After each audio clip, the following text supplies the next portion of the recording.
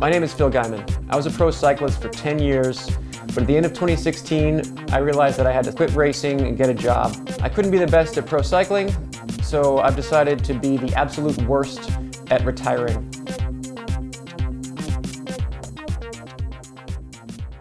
This three-part YouTube series is brought to you by Veloguide.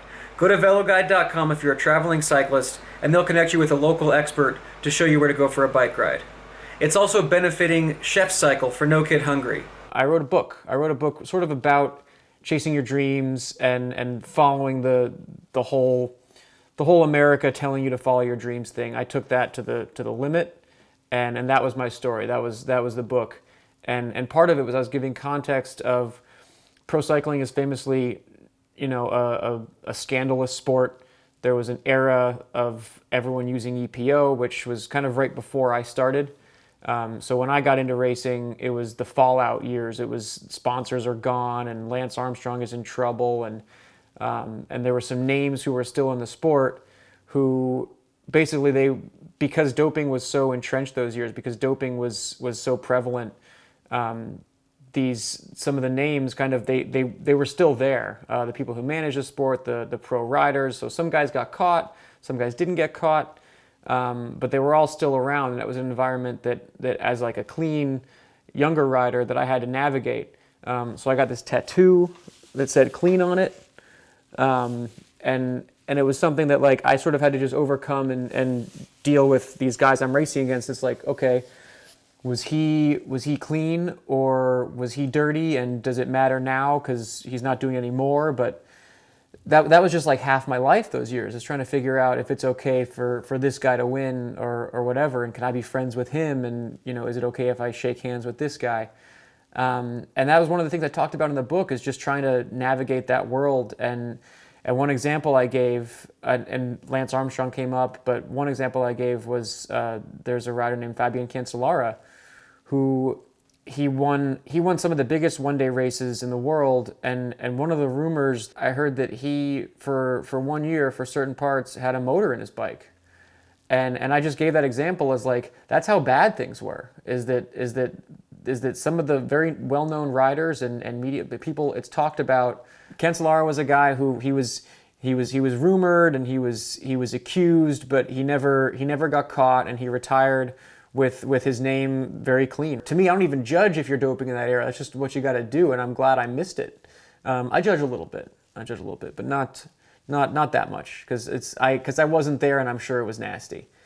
But so the book came out, and I think in this he's a god in Switzerland. He's a god in Belgium. What he did at Paris-Roubaix was astounding, and what I did at Paris-Roubaix was I made it like halfway and crashed and took a car back to the finish.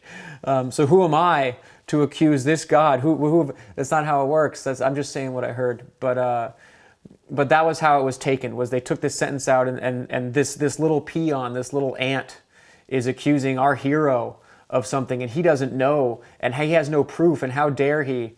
And I was just like, whoa, you guys. Whoa, that's not what I said. Look, I say a lot of weird stuff in this book, but I never say I know. Maybe the rumors are wrong. But it was too late, and I had all this hate mail. I got like thousands of hate mail. I took my contact form off the website, and they were still finding it. And tweets and from just strange stuff. And you wouldn't believe I got death threats. People told me to lock all my deadbolts at night, and I came and stayed. I'm at my girlfriend's house sometimes. I came here for safety a couple nights. And then Cancellara responded with, he demanded that we take the book off the shelves, and his lawyers accused me of libel. I called my publisher in a panic, and they were laughing. They're like, that's not libel. that's not a problem. So I'm getting all this hate mail, and I had a week where like the brain isn't allowed, the brain isn't evolved to accept that much hate in a few days. And I was depressed. I regretted writing a book. I didn't leave the bed for a while. Like, it was bad. It was one of the toughest weeks of my life, and it was, I just wanted to go away. And finally, Cancellara, it seemed like he wanted to go away too, because it was a little bit ridiculous. So he tweeted at me, and I have it here. Hi Hi, Phil Gaimon. I don't actually know you, but I kindly invite you to beat me at one of my 8 Chasing Cancellara races by next year, 2018. He says, you choose the date out of 5 countries. I'm very curious to see how much watt you can push, exclamation point. Start training, exclamation point. And then the hashtag is no motor needed. But I sort of thought that this is Cancellara kind of saying, fine, let it go. Like this is, I'll make a joke, we'll get our free advertisement, and this is, he was calling off the dogs. So my response to his was, are there cookies? Bike rides should have cookies. And I thought, cool, we end there. I made a joke, he made a, I don't know, and it's done. I thought that was where it left, and I stopped getting hate mail over the next couple of weeks. I still was getting 10 emails a day, like, hey, when are you going to race Cancellara, you coward? But I was fine to ignore that until this morning, when he had an interview with one of the cycling publications, and he challenged me again. He reiterated his challenge. That I repeated rumors about this mechanical doping, and he challenged me to a race. And Cancellara said he wanted to sell his book, and he chose that to do it. That's what my move was. I'm trying to start stuff to sell a book. That's who I am. And I launched a bomb about him. These are his words. So he's challenged him to. So I'm just going to read his quote. Nothing happens in November, and he launched a bomb. I've challenged him to go up against me. Let's see how many watts Gaimon has. I've still got some good numbers, even if not for very long, because I'm not on form. He should come to my races. There are 9 to choose from. There's 9 now.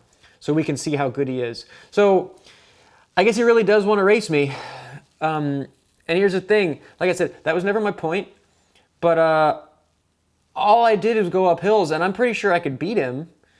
And if he's gonna call me a coward, and if they're gonna, I'll do it. Fine, I'll do it. I'll go to your silly little race. And I'm gonna tweet now and accept. This is the first. I haven't answered this, but I'm gonna tweet, and I'm gonna accept the challenge. Here it comes. I gotta think how to word this.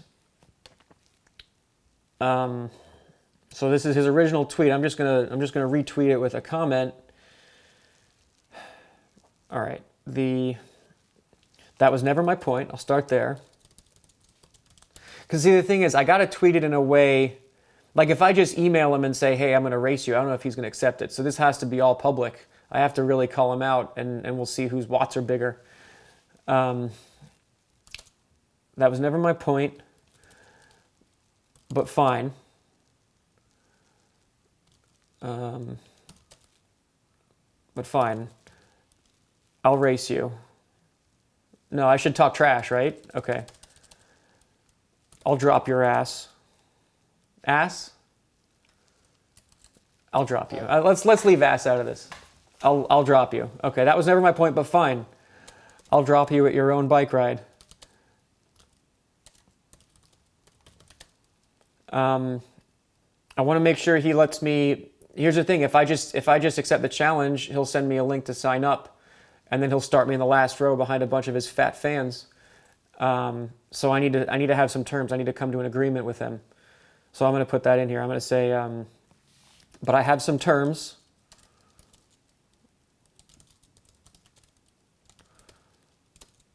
Let's talk. Or how about, I don't want to talk to him.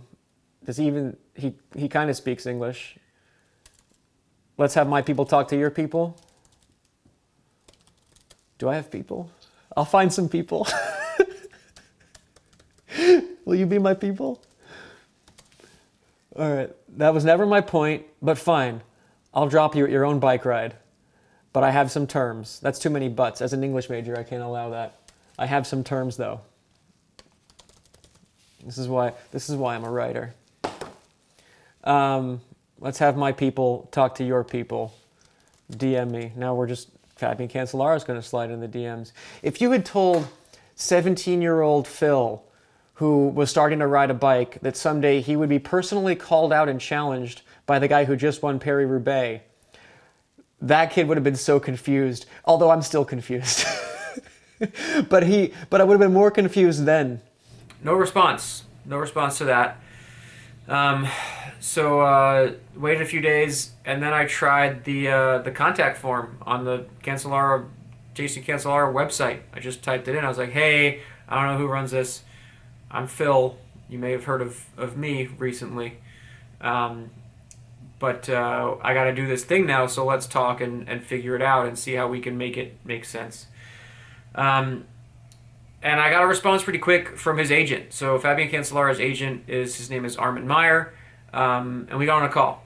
But anyway, it's not a problem, and I think we could really do something nice. So once he agreed to that Fabian would cooperate, I sort of had some fun ideas of, okay, let's get my agent talking to his agent and Cancellara on there, and he's sort of saying, who is Phil? I'll crush him. And then his agent would say, I want you to do this flat course. And my agent would say, no, in his tweet he said he could pick any course Phil wanted. And then we would sort of negotiate and haggle into, I thought it'd be funny. It would be funny. I don't know if the Swiss do funny. So we but Armin was into it, and so we scheduled a call, and that all of us would be on.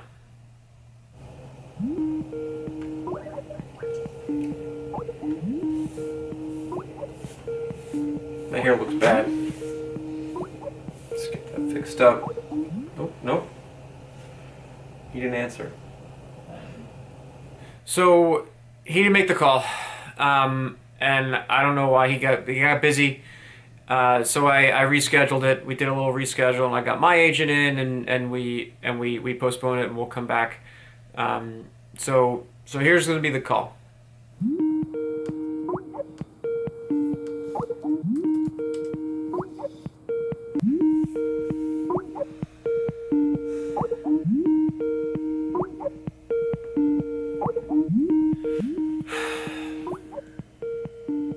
Finally, I just gave up and I just emailed Armin, and I was like, hey man, how about the one in July 1st in Eigel, Switzerland? Switzerland's pretty.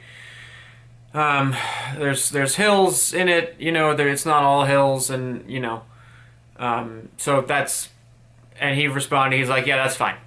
So it's gonna happen. I still haven't spoken to Fabian, but we're gonna go race, and I gotta get ready. That'll be episode 2, is Phil's training montage. Chasing Cancellara will be a 3-part YouTube series. It's brought to you by Veloguide.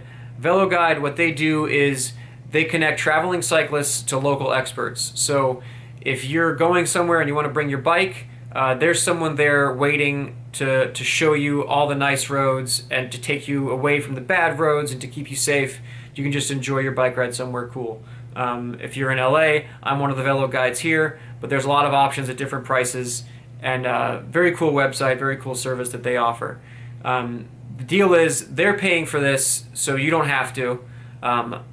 You watch this for free, and all I ask of you is to go to my Chef Cycle No Kid Hungry page and make a little donation. Chef Cycle is an awesome organization. They raise a ton of money every year for No Kid Hungry, which is exactly what it sounds like. They feed kids through school programs, through government stuff, through education, but they do great work.